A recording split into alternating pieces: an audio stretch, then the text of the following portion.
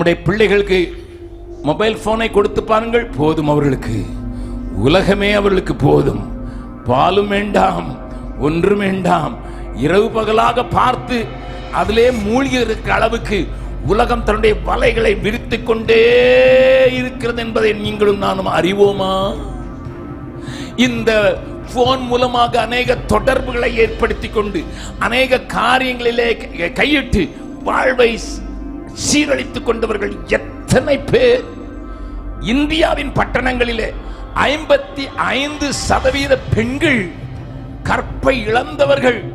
வீட்டுக்கு தெரியாமல், ஊருக்கு தெரியாமல், காவல் அதிகாரிகளுக்கு தெரியாமலே கற்பை இழந்தவர்கள் என்று வேறு செய்தித்தாள்கள் நமக்கு சொல்லிக்கொண்டே இருந்தாலும் அந்த உலகத்தில் இருந்து விடுதலையாவதற்கு கூடாதவர்களாக மாற்றப்பட்டு கொண்டிருக்கிற ஒரு சமுதாயத்தோடு கூட தேவன் போராட விரும்புகிறார்.